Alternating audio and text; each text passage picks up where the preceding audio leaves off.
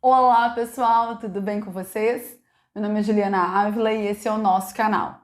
Quer estudar? Venha para cá. O meu objetivo aqui é ajudar você a conquistar a tão desejada aprovação no concurso dos seus sonhos. E hoje nós vamos conversar sobre a prova discursiva.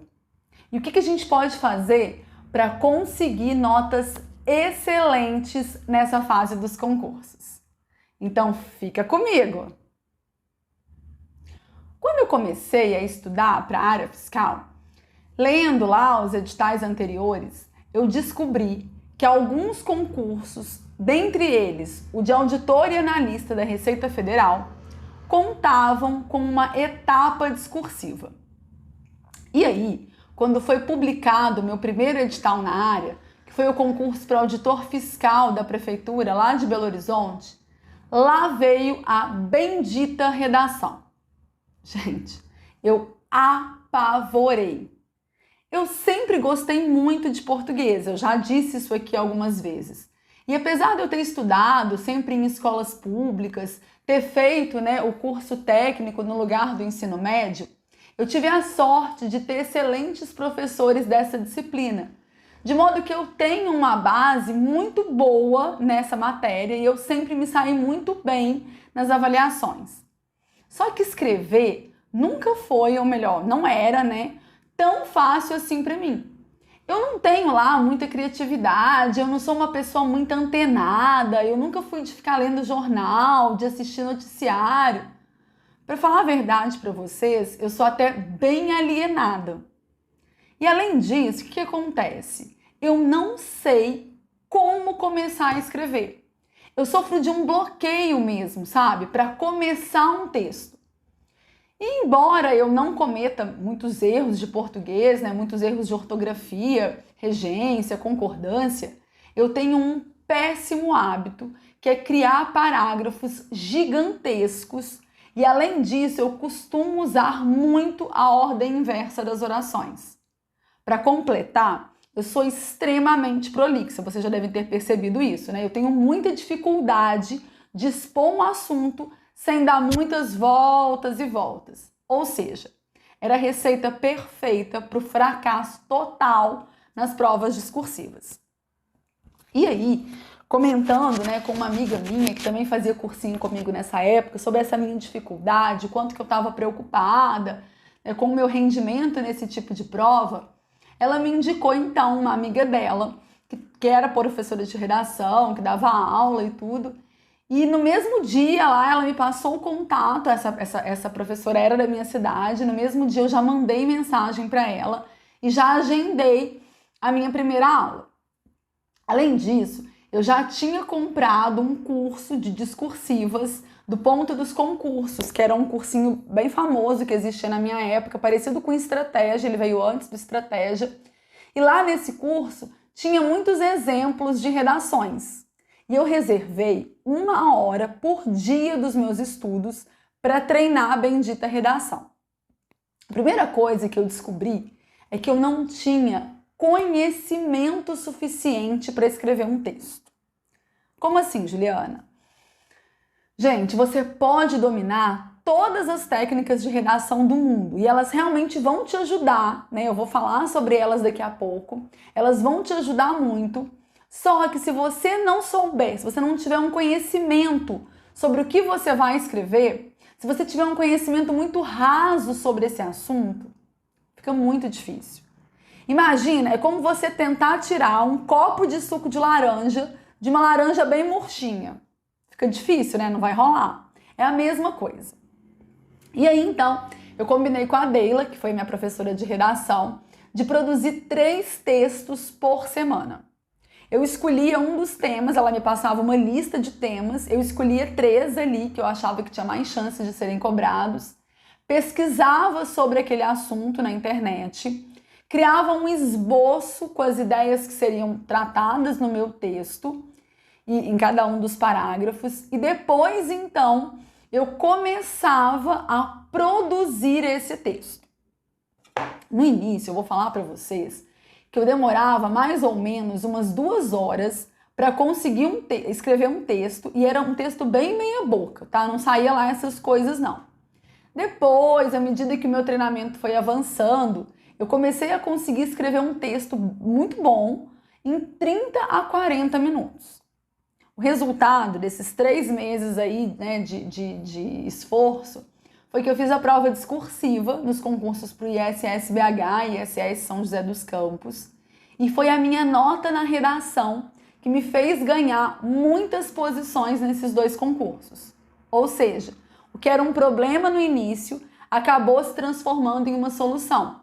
Eu lembro que eu fiquei arrasada quando foi publicado o edital do concurso aqui para o Fisco Estadual de São Paulo e que eu vi que não teria a prova discursiva. Porque esse tipo de prova, ele é uma excelente oportunidade para você conseguir deslanchar na frente de muitos outros candidatos que não estão se preparando, que têm essa dificuldade. Né? Isso era meu caso também, mas como eu treinei tanto, acabou virando uma vantagem competitiva para mim. Então eu vou dar algumas dicas para vocês que eu usei durante a minha preparação. A primeira delas já ficou óbvio, né, que é praticar. Então, assim como você precisa treinar questões, você também precisa escrever textos.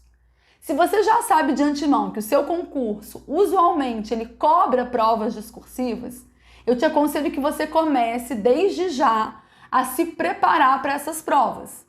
Se ainda você não tem nenhuma expectativa de publicação do edital, né, se ainda não está lá naquela fase de burburinhos e tal, você pode começar produzindo um texto por semana. Agora, se o seu edital ele já está sendo bastante aguardado, se já existe grandes possibilidades que ele seja publicado aí no curto prazo, eu sugiro que você aumente isso para 2 textos pelo menos por semana. Se no seu concurso for cobrado, além da redação, também questões discursivas, é muito importante que você treine para as duas, tanto para a redação quanto para as discursivas. E uma coisa fundamental, gente, é que você consiga alguém para corrigir os seus textos. Se você não puder pagar um professor, peça para um colega, mas precisa ser alguém com um olhar mais atento, de correção mesmo, tá? Precisa que essa pessoa leia o seu texto. Sabe aquela coisa, né, aquele ditado que o pessoal fala que todo pai, toda mãe acha o filho bonito? Pois é bem por aí. Então, por isso que você precisa que uma outra pessoa, que um terceiro, leia os seus textos. A segunda dica é que você faça aquilo que eu fiz. Se o seu conhecimento, né, sobre os assuntos que vão ser cobrados para escrever um texto ainda é um conhecimento muito raso, eu sugiro que você estude primeiro. Mas não é escrever um texto consultando ali a internet, consultando seus livros. Não é isso, tá? É estudar primeiro e aí depois escrever o texto. Eu gostava sempre assim, eu estudava em um dia e escrevia o texto no outro. É claro, gente, que na hora da prova você não vai poder consultar nada, tá? Só que até lá, né, se você continuar treinando aí por 2, 3, 6 meses, você já conseguiu criar uma base mais sólida de conhecimento. Se o seu concurso ele cobra questões discursivas, você precisa ter isso em mente na hora de produzir o seu material.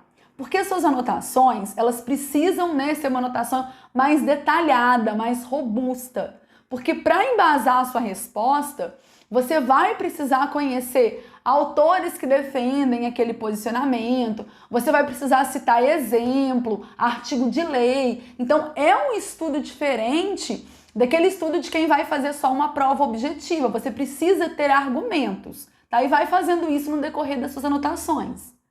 A terceira dica é, em redação, normalmente, menos é mais. Você já ouviu aquele ditado antigo que quem fala demais dá bom dia a cavalo? É exatamente isso. Então, se você não tem certeza de um determinado artigo de lei, de uma data, de quem que disse uma frase, simplesmente não use isso. Você pode até usar a informação, mas sem citar aquilo que você não tem certeza. Não tenta chutar aqui, porque se você chutar errado, além de você perder pontos preciosos, você acaba mostrando para o examinador que você não tem um domínio naquele tema. Além disso, se você não tem um conhecimento muito aprofundado de português, não tente usar expressões mais rebuscadas como obstante, malgrado, cuidado com o uso do pronome cujo, né? Mais uma vez, se você não tem certeza, né, como que escreve uma determinada palavra, substitua essa palavra por uma outra que você tenha certeza. A quarta dica que eu dou é uma coisa que me ajudou muito, tá? Eu criei um banco de informações para as minhas redações. O que é isso?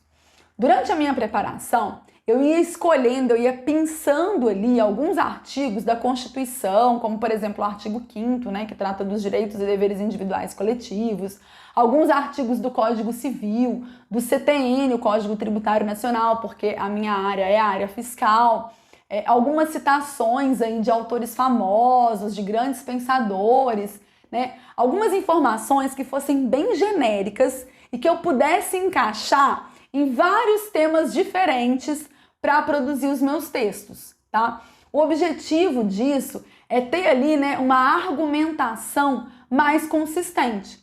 Como você não sabe qual vai ser o tema da sua prova, essas citações mais genéricas ajudam muito, tá? Isso era a minha maior dificuldade no começo. E aí, à medida que você vai estudando para as outras disciplinas do seu concurso, isso vai ficando mais fácil, porque você percebe que dá para usar esses outros conhecimentos que você adquire lá em direito administrativo, em constitucional, em civil, né, em economia, finanças públicas, atualidades, dá para você jogar essas informações também para os seus textos. A quinta dica, gente, é estudar muito sobre conectivos. Conectivos é fundamental para você fazer uma boa redação. Conectivos são aquelas palavras, expressões que ligam frases e orações, possibilitando um sequenciamento de ideias. Os conectivos são eles que contribuem para a coesão textual. Então são preposições, conjunções, advérbios, pronomes. Não dá para produzir um bom texto sem ter esse conhecimento. O que você pode fazer é criar uma tabelinha com os principais conectivos. Por exemplo, conectivos que dão a ideia de tempo, frequência, duração, ordem, né? Por exemplo, então, finalmente, logo, não raro, enquanto, simultaneamente. Aí a gente tem conectivos que dão a ideia de propósito, de intenção, finalidade, com o intuito de, a fim de, para. E aí você cria essa tabelinha, elege aí uns 4 ou 5 de cada tipo e treina muito o uso desses conectivos nos seus textos. A sexta dica é conhecer e treinar a estrutura básica de um texto dissertativo. Existe uma receita de bolo aqui. Primeiro vem a introdução, né, que é uma apresentação da ideia, do tema que vai ser trabalhado. Aqui, dentro da introdução, você vai apresentar os argumentos que serão detalhados nos parágrafos seguintes. Então, não se esqueça de usar as palavras-chave do seu tema. Depois da introdução, vem 2 ou 3 parágrafos onde você vai trabalhar aqueles argumentos que você citou na introdução. E é muito importante que você se lembre de usar conectivos para ligá-los. Eu gosto muito de promover um encadeamento de ideias. Por exemplo, quando eu vou começar a expor o primeiro argumento, que vai ser lá no 2º parágrafo do meu texto, eu gosto de começar assim: o primeiro aspecto a ser ressaltado, ou então, em princípio, vale lembrar que... E aí lá no 3º parágrafo, que é onde eu vou apresentar o 2º argumento, eu continuo como? Eu posso continuar assim, ó. O segundo aspecto a ser ressaltado, isso que dá uma sensação de encadeamento de ideias. Ou ainda, deve-se lembrar também que... Agora, se nesse parágrafo, onde você vai apresentar o 3º argumento, né, o 2º argumento, for uma ideia contrária àquela que você apresentou no parágrafo anterior, aí você precisa, então, usar um conectivo que expresse isso. Por exemplo, por outro lado, em contrapartida, no entanto. Então, percebe como que os conectivos eles são essenciais? E aí, para fechar o seu texto, vem a conclusão. A conclusão é o quê? É onde você vai retomar o tema e vai sugerir um fechamento. Uma coisa que a gente tem que ter muito cuidado é para não apresentar aqui na conclusão nenhum argumento novo, tá? Não é mais a hora disso. Você já teve aqueles parágrafos anteriores, lá os primeiros parágrafos, para trabalhar as suas ideias. Aqui o que você vai fazer é dar uma continuidade a essas ideias que já foram apresentadas. E aí, para fechar, você pode apresentar uma solução, se for um problema, um destaque, destacar um ponto ali. Para começar esse parágrafo da conclusão, você pode também usar conectivos como portanto, dado exposto, por conseguinte. Então percebam que é exatamente como se fosse uma receita de bolo. E isso é ótimo para aquelas pessoas que, assim como eu, têm aquele bloqueio, né? Aquela dificuldade de começar a escrever. Então vejam que não precisa de muita criatividade. Já tem uma receita, você vai só encaixando as suas ideias. Nesse tipo de redação, você pode ou não colocar o título, é opcional, a menos que a banca peça explicitamente. A sétima dica é se atentar para aquilo que está sendo pedido. Se for uma questão discursiva ou ainda uma redação, só que se a banca pedir para que você comente sobre alguns tópicos, né? O CESP é quem gosta muito de fazer isso, colocar alguns tópicos e pedir para que você discorra sobre eles, você precisa tratar cada um dos tópicos em um parágrafo diferente. Se houver necessidade, você pode até utilizar mais de um parágrafo para falar do mesmo tópico. O que você não pode, de jeito nenhum, é abordar 2 ou mais tópicos no mesmo parágrafo. Se a sua discursiva ela for nesse esquema de tópicos, não tem necessidade de colocar um parágrafo de introdução, um parágrafo de conclusão e nem de colocar títulos, tá? É só ir colocando cada tópico em um parágrafo.